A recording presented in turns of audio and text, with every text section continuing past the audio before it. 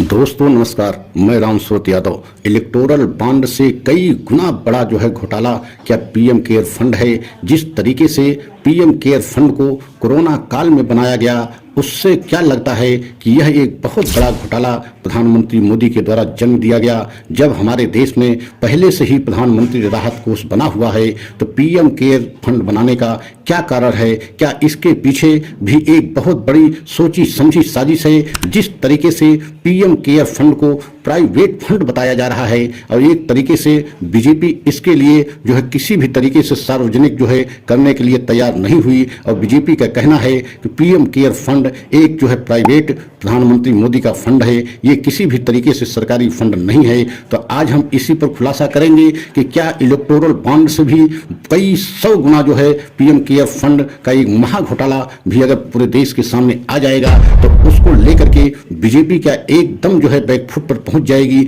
या क्या 2024 की तस्वीर ही एक तरीके से बदल जाएगी? तो आज हम इसी पर खुलासा करेंगे। लेकिन अनुरोध है, निवेदन है कि अगर हमारे चैनल पर पहली बार हैं तो चैनल को लाइक सब्सक्राइब कर लें, वीडियो को अंत तक जरूर देखें, क्योंकि वीडियो को अंत तक नहीं देखेंगे तो पूरा सच आपको समझ में नहीं आएगा। तो सबसे पहले आपको यह बताना बहुत जरूरी है कि पीएम केयर फंड का जन्म ऐसे जो है आपदा काल में किया गया, जब हमारे देश में कोरोना से पूरी तरीके से पूरा देश त्रस्त था और बहुत से ऐसे लोग जिंदगी और मौत से लड़ रहे थे। और उसी समय जो है प्रधानमंत्री मोदी के द्वारा पीएम केयर फंड की स्थापना की जाती है। और आपको यह भी बताना बहुत जरूरी है कि जब हमारे देश में प्रधानमंत्री राहत कोष की स्थापना पहले से ही है और है मौजूदा समय में भी है, तो ऐसे समय में पीएम केयर फंड की स्थापना क्यों की गई? क्या इसके पीछे एक बहुत बड़ी साजिश है? क्या एक बहुत बड़ा महाघोटाला करने की प्लानिंग थी? क्योंकि इसमें जिस तरीके से कोरोना काल में जो है एक बहुत बड़े रकम के रूप में इसमें फंडिंग हुई,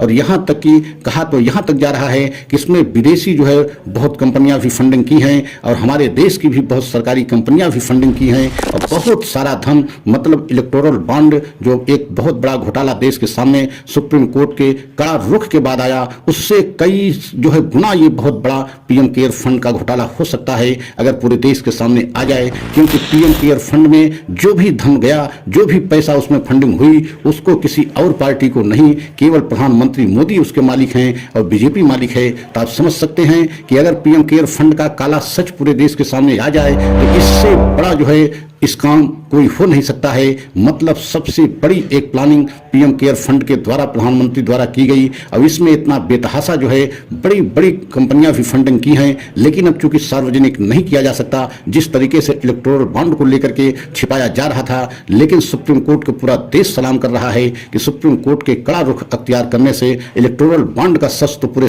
देश के सामने आ गया। क्या पीएम केयर फंड का सच भी पूरे देश के सामने आ सकता है? अब यही सवाल पूरे देश के जनमानस में जो है जन्म ले रहा है कि पीएम केयर फंड भी एक बहुत बड़ा महाघोटाला हो सकता है। क्योंकि इसमें भी आपने देखा है कि किस तरीके से ईडी और सीबीआई का इस्तेमाल करके जो है इलेक्टोरल बॉन्ड को जो है लोग बाग खरीदे और बाद में बीजेपी को चंदा दिए। तो क्या कहीं ऐसा तो नहीं है कि सीबीआई ईडी का इस्तेमाल करके लोगों को हैरान परेशान किया गया और उसके बाद पीएम केयर फंड में फंडिंग कराई गई? इस बात को लेकर के भी अब बहुत जो है देश में सवाल उठ रहे हैं। और ऐसे समय में, चुनाव के समय में, अगर जो है पीएम केयर फंड का सच भी पूरे देश के सामने आ गया तो आप समझ सकते हैं कि पूरी बीजेपी बेनकाब हो जाएगी, और सबसे ज्यादा नुकसान प्रधानमंत्री की छवि को लेकर के होगा। क्योंकि जिस तरीके से प्रधानमंत्री मोदी अपनी ये छवि बनाए थे कि हम पूरे देश में भ्रष्टाचार समाप्त करने के लिए संकल्प हैं, लेकिन इलेक्टोरल बॉन्ड का जिस तरीके से डाटा पूरे देश के सामने आया, एक तरीके से प्रधानमंत्री मोदी को बहुत बड़ा झटका लगा और उनकी छवि पर बहुत बड़ा असर पड़ा कि बताइए इलेक्टोरल बॉन्ड के माध्यम से ईडी सीबीआई के इस्तेमाल करके किस तरीके से बीजेपी ने चंदा की उगाही की, और उसके बदले में कोई न कोई उनको धंधा दिया, उनको बड़े जो है फायदा पहुंचाया। तो क्या पीएम केयर फंड का सच भी पूरे देश के सामने आएगा तो पूरे देश में जो होने जा रहा लोकसभा का चुनाव, उसकी तस्वीर ही बदल सकती है। क्या वह पीएम केयर फंड में जो फंडिंग बड़े स्तर पर हुई है, उसका जो है इस्तेमाल प्रधानमंत्री मोदी या बीजेपी चुनाव में किया है? ऐसा लग रहा है या करने जा रही है। क्योंकि पीएम केयर फंड में रखा हुआ धन आज तक खुलासा नहीं हो पाया कि कितना उसमें धन आया और कितना जो है किसने फंडिंग किया।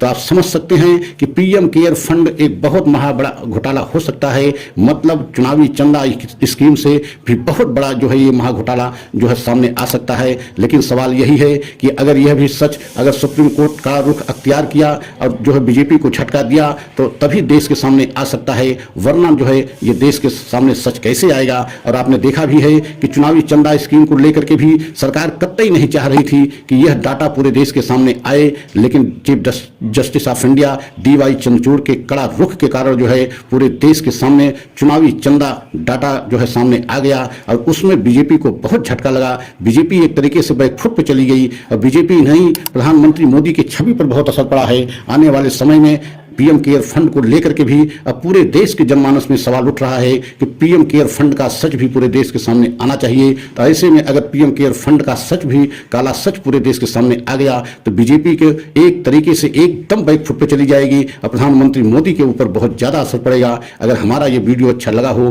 तो लाइक सब्सक्राइब करें, कमेंट के द्वारा अपनी राय अवश्य दें। अगला वीडियो पुनः लेकर के आएंगे। जय हिंद, जय भारत।